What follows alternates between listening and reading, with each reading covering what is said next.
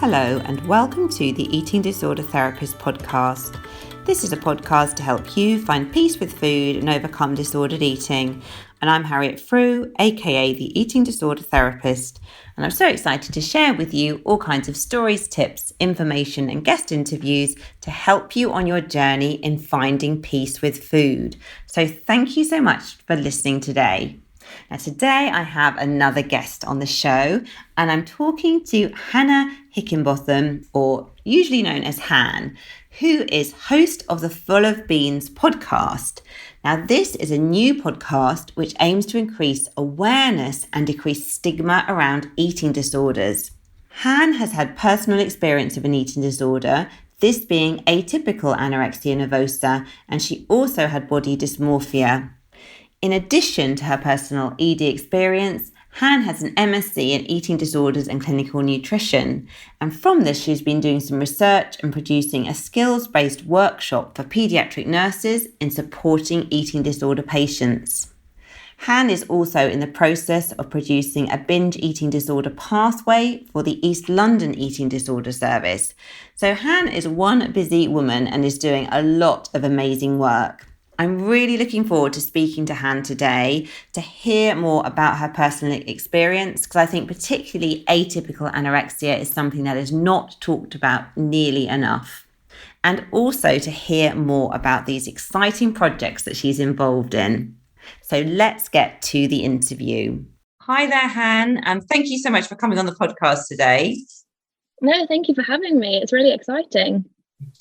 So could you start off by introducing yourself, please? Of course, yeah. So my name's Han and I am the host of the Full of Beans podcast, which is an eating disorders awareness podcast aiming to reduce stigma associated with eating disorders and also increase awareness and, to have listeners on that share their stories in order for people that are going through eating disorders to feel less alone. But in terms of who I am specifically, so I recently graduated from my master's in eating disorders and clinical nutrition. So I'm currently working as a clinical trial assistant in Cambridge and a big fan of powerlifting. And I've had really started to enjoy embroidery during lockdown. So they're like my two big hobbies that I like to talk to people about at the moment. Oh, lovely. Well, that's a brilliant introduction. Thank you. I wanted to give like a nice overview of I'm not just about the podcaster. There's more to me. Yeah, no, sure. No, well, thank you for that, comprehensive introductions. I feel like we've kind of got to know you a bit already. So, Han, I know that your interest in eating disorders, was initially sort of stimulated by your own experience and of eating disorders and also body dysmorphia. Could you tell us a little bit more about your story and your experiences? Yeah. So I was diagnosed with atypical anorexia, I think when I was about 13, but I think it's difficult to say kind of when it started because I was brought up in an environment that was very diet focused. So I think I've always kind of been on a diet. I even remember, when I was little, kind of having diet behaviours. But it was kind of like when I was 13, 14 that I wanted a bit more control over my life because I thought I was an adult now. And yeah, I started to sort of change the way that I was eating.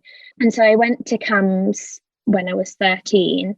But I think, unfortunately, I completely get why we have the atypical anorexia diagnosis.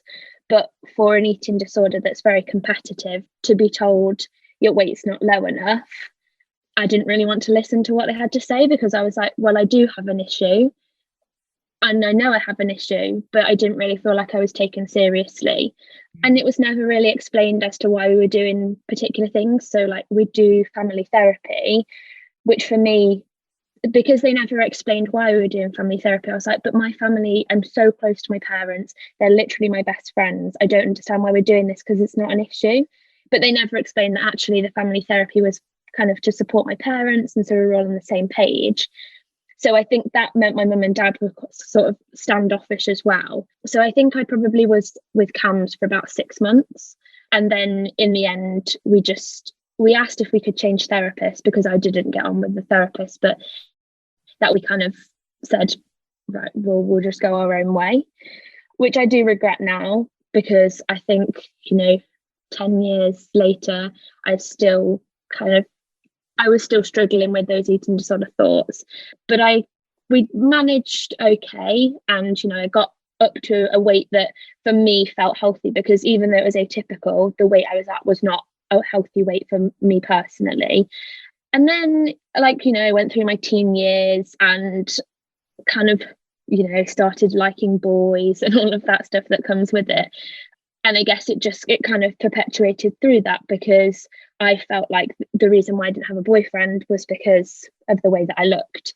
And then I went to Cardiff Uni, which was 4 hours away from home, which I'm a home bird anyway, but I was also quite unwell, probably the most unwell at that time. And so I stayed there for 6 weeks, and then I had to come home and I had to drop out of uni, which again, for, anorexia is a very competitive, you're very motivated. Like, all that mattered to me was my education. And that's why my health suffered, because I was so set on exams. So I felt like I'd completely just, let myself down. But I never really wanted to go to Cardiff. So then a year after that, I then went to Warwick, which was incredible, the best experience, such a good uni. And I think at Warwick, I did make a lot of progression. I started powerlifting and made so many friends. And so it was more like, there was still a lot of eating disorder traits, but it was more focused on powerlifting. So like, I've got to eat protein because I'm going to the gym, or I've got to work out because I've got a competition. And also, like, powerlifting's weight categorized, which meant that before some competitions, I'd have to do like significant weight cuts, really manipulate my diet around that, which was obviously, for somebody like with quite strong eating disorder thoughts, still was not great. And so I ended up going back to the NHS, I think when I was about 20. And again, they diagnosed me with atypical anorexia. And I was just like, I don't want to do this anymore. Like, I sort of got to the point where I was sick of having an eating disorder, sick of it not quite being good enough still. And so again, I just was like, I'm not doing this, I don't want to be here, and tried again on my own. And I managed, but it's almost like that quasi recovery where you're living but you're not actually living. Like, everything is still controlled by those thoughts. And like going out for dinner with friends or going out for drinks, it was so challenging because there was just so much anxiety. And I think in a way, the eating disorder mindset, I didn't want to not eat anymore. I always couldn't be bothered to not eat. I wanted to enjoy food. But at the same time, I still was struggling with those eating disorder thoughts, and it sort of fell into anxiety and depression. And so I think it's around this time last year, actually, I was like really struggling with like social anxiety. I was doing my master's, but my boyfriend was going to work every day. And if I was working part-time in a cafe, but if I had a day where I didn't have uni or I didn't have work, I'd just be I just didn't know what to do until I'd cry. I'd have to ring my boyfriend.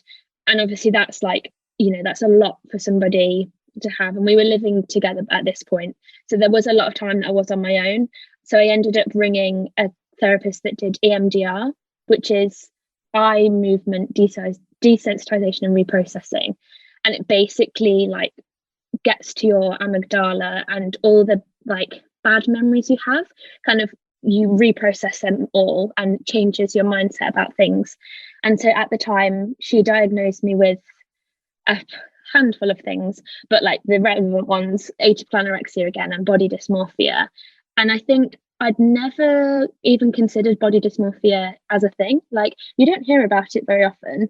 And why would you question what you see in the mirror or what you see on photos and stuff? But I think now that I know that, potentially some days I still have that, it's quite comforting to know that what I see in the mirror is just what my brain has decided I look like, rather than what I might actually look like.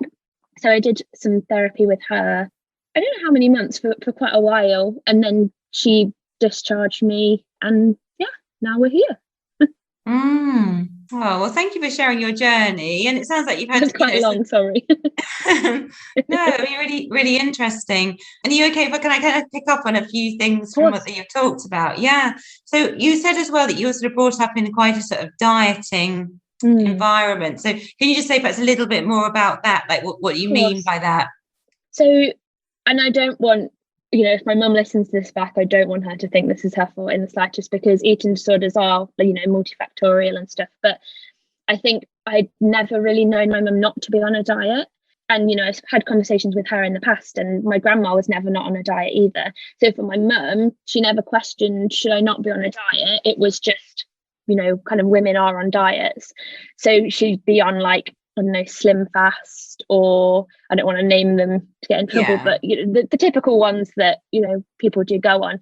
So to me, like, restrictive behaviors were just normal, and food rules, like, you can't have certain things twice a day, or, you can only have certain things at certain times. That didn't seem abnormal. It just felt like that was life. And so I think maybe that sort of, there was already those thoughts there. And then I think, when I was about 13, like I said, when I got diagnosed, the summer before I got diagnosed, it was the best summer of my life. Like, I was out with my friends all the time. I was having such a good time, but I did put on a bit of weight, and we noticed that. And so then we started to kind of try and change my diet a little bit to get me back to where I was. And that's definitely where it started, because like, it wasn't just like an internal thought saying you're fat. There was external people not saying you're fat, but like recognizing the fact I put on weight. And so I was like, okay, well, we'll get that weight shifted then. Sure. No. Well, thank you for sharing that. And I think it just shows, doesn't it? I think, so many of us are impacted by diet culture, aren't we? Like, we live in this kind of world where we're given all these messages all the time, where, told that we need to be sort of smaller for whatever reason. And I think as well, like you're saying, in a way, like real compassion to parents, I think, and because everyone's sort of doing the best they can, and often carrying these messages without awareness, just becomes normal.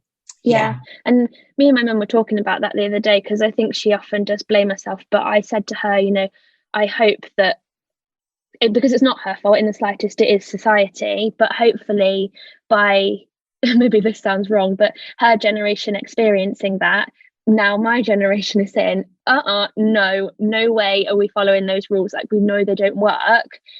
Maybe they're like, they've trialed it, tested it, and we're now saying, no, I don't want to hate myself that much. And I now know that when I have children, I don't want my children to, it's kind of like I'm stopping the train here. I don't want my children to feel the way that I did about my body. Yeah, no, sounds so helpful and really so valuable. I think you can have those open conversations with your mom, and that's really, really positive. And could you tell us a bit more as well about, just for anyone that's listening who doesn't understand what atypical anorexia is, could you just explain a bit more about that? Of course. So basically, atypical anorexia, there's like three main sort of characteristics to be diagnosed with anorexia nervosa, and they're sort of like, maybe possibly not being aware of the situation, or you having like an undue influence of yourself. So really thinking your value comes from your weight or shape, and restricting your food so that you lose weight. But then one of them is that you have a BMI, like a low BMI, and my BMI wasn't that low. And I think there's quite a lot of controversial opinions around that, because a lot of people now think that in order to have anorexia, you need to be emaciated. And it's not the case, such a small percentage of people actually are emaciated, which I think then it creates a lot of confusion for healthcare professionals. If they're not eating disorder trained, somebody presents with an eating disorder, they kind of think, well, you don't way low enough, sorry. But yeah, that's basically what it is. Okay, no, thank you. And I guess as well, just for people listening, I'm guessing when you're suffering from atypical anorexia, you would have had, you would have been like really controlling your eating, you would have been really preoccupied with food, you would have had all those starvation symptoms. Yeah. Is that right?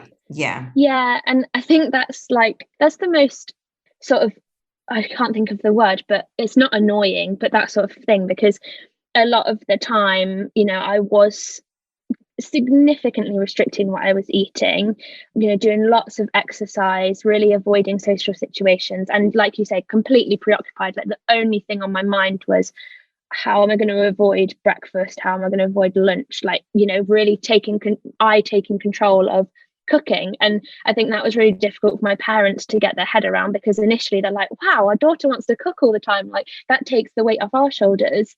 But then, you know, oh, why is she cooking? And then obviously they noticed that my meals were a lot smaller and stuff like that. But I think that is where it's difficult, because especially then when you go on to recovery, because people have this idea that eating disorders are weight, if you look healthy, then they just assume that you're better. And, you know, I remember when I was still like at probably my worst, but I appeared healthy. It was just all going on in my head. And people would be like, oh, it's so good that you're better now. Like, how did you get that into that position? And I just remember sitting there like, I can't tell you, I really want to tell you that I'm really not okay, but you're almost saying that I am okay, therefore I don't want to talk about this, because it almost allowed me to hide more. But at the same time, because people had this idea, I felt like I had to get to where their idea was, which I think just made the eating disorder go on for so much longer than it should have done, because I didn't feel like I'd had help. And I just wanted to prove people that I actually can do this. I can be anorexic, which I think is really damaging, because if somebody was sat in my brain, they would be thinking, this girl needs help. Sure. But I really feel for you, and I think for anyone else that kind of ticks that diagnostic box, because I think it is an incredibly lonely and invalidating place to be in, isn't it? Yeah, I think, and I must say, like, I'll be honest, before I started doing this podcast, I was so ashamed to use the word atypical. Like, if I ever spoke to somebody that had an eating disorder and they were like, you know, what did you struggle with? I would be so ashamed to say atypical anorexia, because you then kind of, you assume that people will think, well, you were never that sick then, were you? Like, you kind of just, but now I've spoken to so many people that have had atypical anorexia, and, you know, the struggle is just as hard, if not even more so, because you don't get the right support. Yeah, no, sure. Well, I think, and so fantastic that you're speaking about it today, because I think it's probably, I mean, I don't know what the statistics are on atypical anorexia, you might know better than me, but I would think it's probably even more common, you know. But people often, I just think, like, don't even realize they sometimes have an eating disorder. No. It's just become kind of normal. Yeah. And it massively has, like, you know, especially around New Year's, and now that we're coming out of lockdown, I feel like there's such an emphasis on weight and diets and everything. It's normal to, you know, cut out a food group or to be exercising all the time so that you can lose weight for the summer. It's become so normal, and it's so dangerous because, like you say, people do just slip under the cracks. And some people can engage in those behaviours and next week be absolutely fine and be back to the normal self. But for other people, they just need that one moment where someone makes a comment, and then all of a sudden they're in the rabbit hole of an eating disorder, and it's years until they can come back out. Yeah, so true. And it sounds like for you, Han, like you said, powerlifting has been quite a positive part of your life. And has that sort of really helped, I don't know, sort of shift your perspective with recovery and helped you? Or sort of yes and no? I'm sort of on the fence with powerlifting, because yes, it massively helped me. I think just having something to focus on rather than an eating disorder was incredible. I think it really helped me to kind of say, I'm not just an eating disorder. And I think that's something I sometimes struggle with. You know, when you said to me at the end, so can you give a description of who you are? I was kind of like, well, who am I? Because I don't have an eating disorder, and who am I without it? So powerlifting really helped me to like find my identity. And also I made so many friends, and it kind of made me think, you know, people don't just want to be friends with me because of the way that I look, because I don't look the way that I used to anymore, and people still really like me. And it gave me loads of confidence, because I was like on the exec for the club, and I ended up being like the first female president, which was just, that really made me feel fantastic. But I think it's like I described at the start, it did shift that all those characteristics that I had when I had an eating disorder into powerlifting, like the perfectionism, having to be the best, being really rigid with training and eating and stuff like that. And like I said, it was weight categorized. So it meant that there was a massive, because I basically throughout my recovery threw away the scales, because I knew that I was at a healthy weight, but I didn't want to focus on what that weight was because it didn't matter. As long as, my clothes fit and they weren't becoming really baggy, then we were okay. But I had to really track my diet and stuff around competitions to make sure that I was the right weight. And, then you go to competitions and there's other girls in your weight category, which are, different heights and different shapes. And there's that comparison, not only with, they can lift more than me, but also they look better than me or like better shape than me. So I think it really did, it kind of transferred the eating disorder into powerlifting. And I know that it's very common, surprisingly common in powerlifting for girls to kind of transfer from an eating disorder into powerlifting, which I don't know, it can be really healthy, but also quite negative to then have that obsession with powerlifting. Sure. Yeah, well, I think it's really helpful actually that you can just be very honest about that, because I think it's not uncommon at all, I think, is it, as well, that people move from an eating disorder maybe into some stream of fitness, where a lot of the eating disorder kind of traits and things can get put then onto the fitness thing, can't they? Maybe like bodybuilding as well as another one sometimes. That's quite common. So thank you for sharing that. Yeah. And I think as well, it's again going back to this whole like normalization, with like diets being normalized in society now. For me, because excessive exercise is probably still something that I struggle with. That's kind of the one element that's left over that I'm still working on. But it's so difficult to explain to people because exercising it's a really good thing. Like, it's so good. You release all the hormones and everything. You feel great. And so how can I just explain to you that like it's actually having a negative impact on me, because I feel amazing and you can see that I'm so bright and bubbly after I've done it. But it's kind of those thoughts beforehand in, those eating disorder thoughts of, taking control over your head.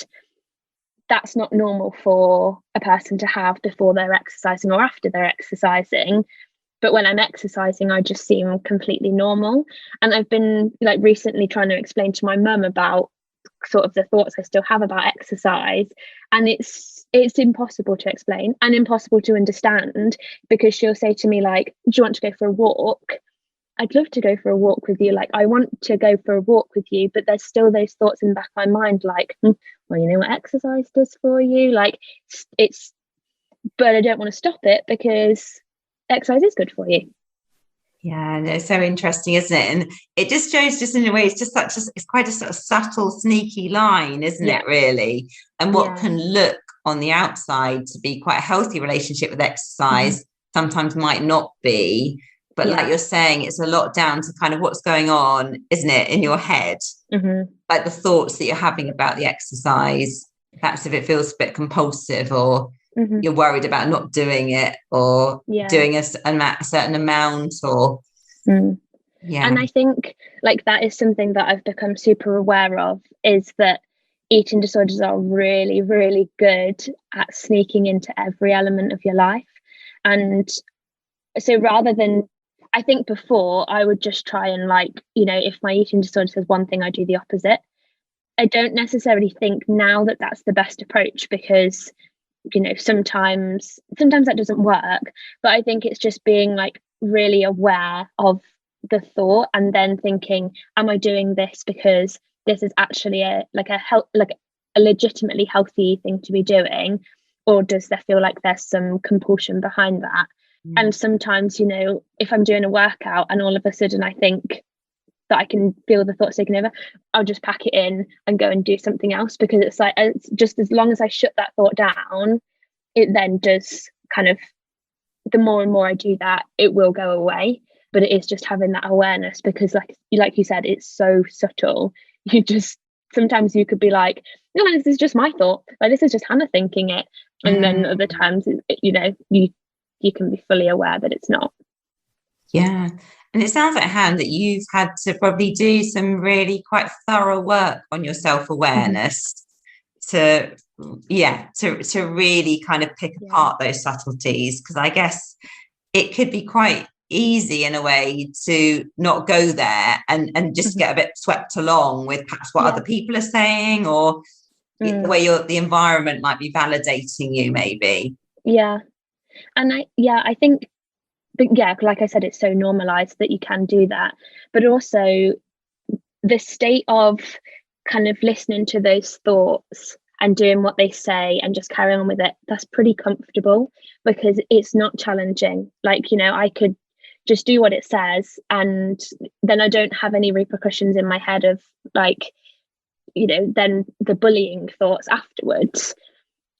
And so I think that's where I was stuck for a long time, was just doing things to keep it easy, keep it comfortable. But now I know the longer I stay in this comfortable state, the longer I'm going to be like, you know, half there, half not, still worrying about having cake for my dad's birthday or stuff like that. But the more I challenge that, and the more, you know, if it kind of, you know, if I do make myself feel uncomfortable and have things that are difficult or like have time away from exercise, the quicker I'm going to get to a point in life where I'm actually in control fully, rather than the eating disorders still having this like grasp over me that I'm semi-aware of but try and ignore. So yeah, I think having that awareness and really pushing myself, even though it feels awful and, you know, just want to cry and say I don't want to do this anymore, I think now I know like it's the only way forward, really.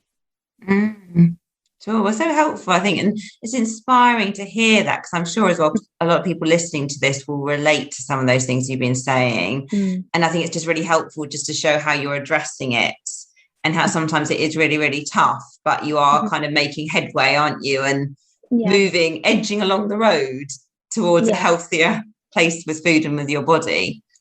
Yeah, definitely. I think that is one thing I really try and talk about, is that recovery is not easy. If it was easy, then we'd all be fine after a day. But it is probably the hardest thing that you're ever going to do. But if you do it, like the other side is, you know, it's so worth it. But not just for you, but for other people around you. Like, you know, my boyfriend, he's noticed such big differences. And I always like to talk about, so my dad's pretty much the only meal that he cooks is beans on toast. But if he ever made me beans on toast, then, you know, there'd be a lot of rules around making the beans on toast because I needed it all to be perfect. And a few months ago, I was having like a glass of Prosecco with my mum in the garden, and Dad was like, okay, I'm going to make beans on toast. And I was like, all right. And he made it and he brought it to me and I ate it, and he was glowing because it was just so easy for him. And, you know, I thought probably put a few extra beans on and put some butter on and everything, but that's just so nice that he could be so laid back as well. Yeah, no, lovely. So that was just a really lovely benefit for all of you, I guess, to just be able to enjoy that food a bit more spontaneously and without having to worry. Exactly, yeah. Okay. So Han, could you tell us a bit more as well about your masters that you did? That sounds really interesting. So I did eating disorders and clinical nutrition at UCL, and it was a really broad masters, to be honest, because the clinical nutrition part was sort of looking at, like, I guess sort of, it wasn't dietetics, but that sort of thing. So you would look at sort of things like IBS or cancer and the nutrition around that. So that gave me like a really broad understanding of nutrition and how different diseases require different sorts of nutrition. But then the other half of the masters was eating disorders. And so, you know, we learned a lot about the different types of eating disorders, the different treatments that are available and stuff like that. And it went into, you know, we weren't just learning about anorexia, but like the whole host of eating disorders. And I think the best part was that we literally had like big names in eating disorder research come in to do the lectures, which was, you know, that was really incredible. But then for my dissertation, I'm very interested in like improving the current services. And I think, you know, that stemmed from my experience. It was partly my fault because I was just stubborn, but also there does need to be, if somebody's maybe not going along with the treatment that they should be, there does need to be like other alternatives. So for my dissertation, we looked into the current training that paediatric nurses get for treated people with eating disorders, because, you know, if somebody comes in with a significantly low BMI, they may be just put on a generalized inpatient ward if there's not enough beds on the eating disorders ward. But the current training for nurses, you know, in like their university degree, it doesn't really look at eating disorders very much. And so I helped to devise like a training program for paediatric nurses, so to talk about the different things that their role they would be responsible for, and also the different types of eating disorders, because it was quite crazy when we did, you know, like the interviews with the nurses. Some of them didn't know that eating disorders were a mental health problem, or they didn't know the different types of eating disorders, just, you know, anorexia, and that people would be very thin. So we really wanted to challenge those stigmas in the training, because, you know, if you're a nurse or a healthcare assistant, you're going to be providing a lot of care to that patient. And one thing we also wanted to talk about was compensatory behaviours, because obviously if somebody doesn't know why you're going to the toilet all the time, or why you want to be standing all the time, if they just kind of don't understand eating disorders, you maybe wouldn't understand what impact that could have on a patient.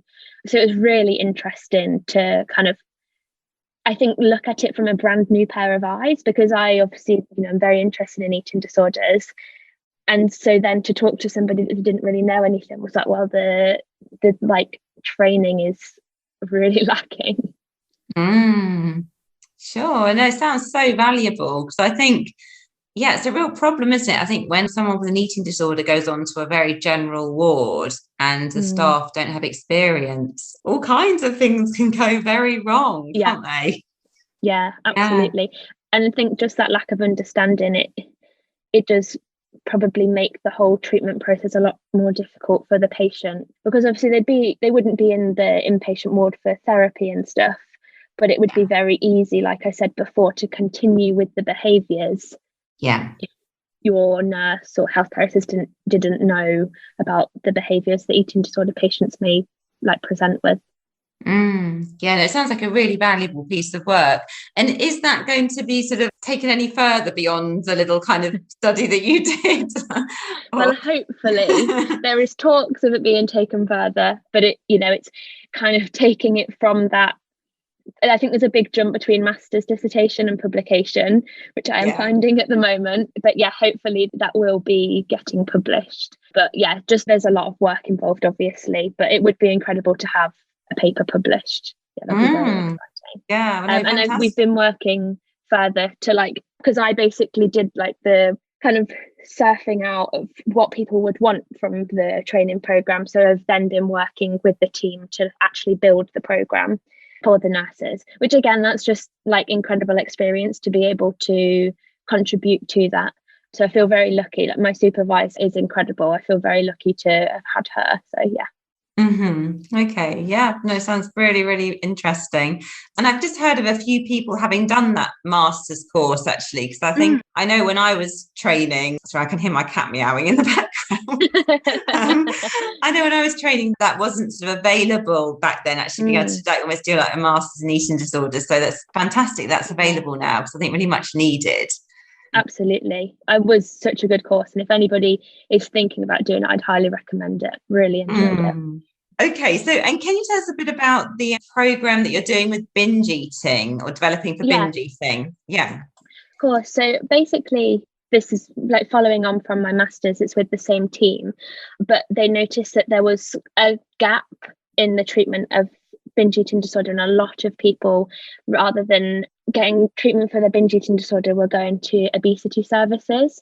And obviously, you know, if somebody is being treated for obesity when they've got binge eating disorder, one of them is going to offer restrictive treatment, which for somebody with binge eating disorder, the last thing you want to do is put them on a restrictive diet. It's all about getting that, you know, the normalized eating and regular eating patterns. So basically, we've basically just kind of started it, but we've been talking to different healthcare professionals, GPs and other services, to kind of understand what their understanding is of binge eating disorder, but also what they think is missing. And then talking to other like eating disorder services, what they currently do, so that, you know, if we did implement a treatment program, what we then need to put in place in order for it to be successful for patients. So yeah, hopefully something will come of that. I mean, it's been really interesting kind of, I mean, and I suppose the whole Eating Disorders Awareness Week focused on binge eating, and I think that definitely showed the lack of understanding for binge eating disorder.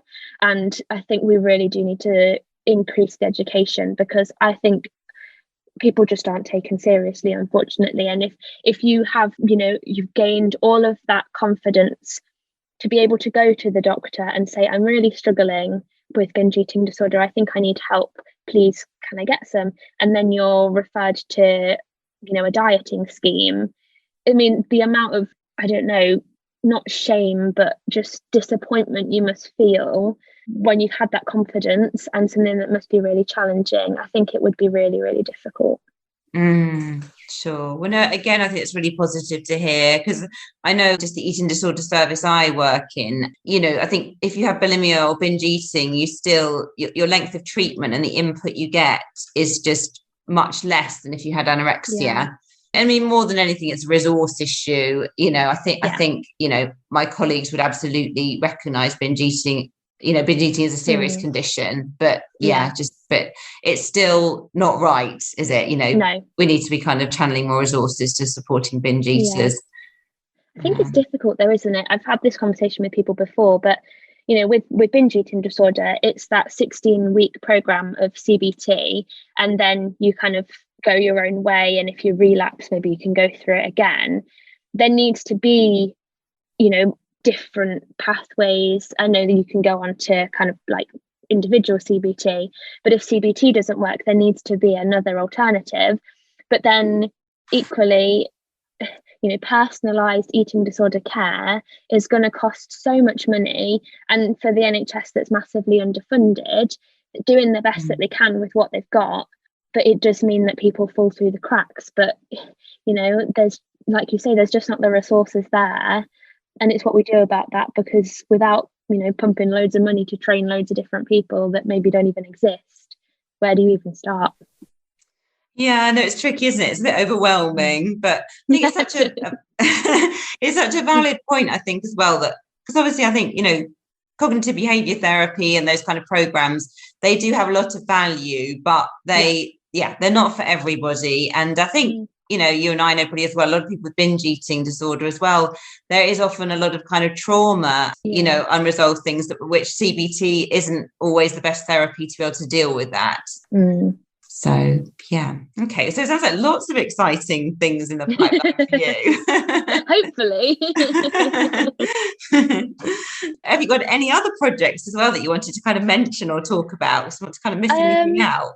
No, I do have some exciting things happening, which I'm not sure I'm allowed to talk about at the moment, but you know, they're there and they're making me very excited. So it does feel good, kind of, I don't know, I guess coming from having an eating disorder, I think people go either way, don't they? They either want to forget about it for the rest of their life, or they want to kind of make some change. And I think both are equally, you know, it's whatever's best for you sort of thing.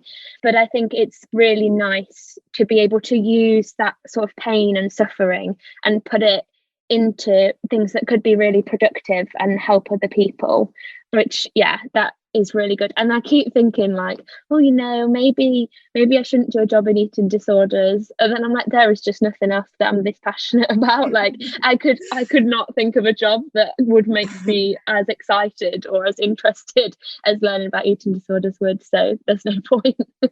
Yeah, well, it sounds like it really is like your passion now, isn't it? And I mean, you know, I know myself, I think I knew when I was about 23 that this is what I wanted to do. Yeah. And I very much went into it all as the wounded healer, but I don't regret it at all. Good, that's good to hear. Okay, Han, well, thank you so much for speaking on the podcast. Thank you for having me. And can I just ask you as well, where can people find you if they want to listen to the podcast or they want to just find out more about the work you're doing? Yeah, of course. So on Instagram, that's probably the best place. On Twitter as well, it's the FOB podcast, so the FOB podcast. That's probably the best place. I release episodes every week, and they're on Spotify, Google Podcasts, and Apple Podcasts. So have a listen if you want to. Leave a review would be fantastic. Appreciate all the support. And yeah, so just the FOB podcast. Okay, lovely. Brilliant. Well, thank you so much for coming on, Han, and really appreciate you sharing your story and raising awareness as well about atypical anorexia nervosa, which I think really needs to be talked about much more. And just to hear as well all about the exciting projects you're doing and all the ways that you're kind of giving back. It's really wonderful to hear. Yeah, thank you for giving me the opportunity to share my story and, let everybody know about the Full of Beans podcast. So I hope you enjoyed this conversation just as much as I did, and do go and check out all of Han's details in the show notes. If you're not following me already, do seek me out on Instagram at the Eating Disorder Therapist. And if you're looking for more support in your relationship with food, do go to my website, theeatingdisordertherapist.co.uk, and you'll find out more information about my courses and other support that I offer. And I have a Steps to Intuitive Eating course, which is a 10-week course online with email support from me, which is launching on Monday, the 12th of April. So if you have a history of disordered eating and you're looking to begin to learn intuitive eating principles, this could be the course for you. So do go and check out my website, and that will take you through to the link to find out more. So thank you so much for listening today. If you enjoyed this episode, please do rate and review this episode, as it helps the podcast to reach many more people. Thank you. I look forward to sharing another podcast episode with you very soon.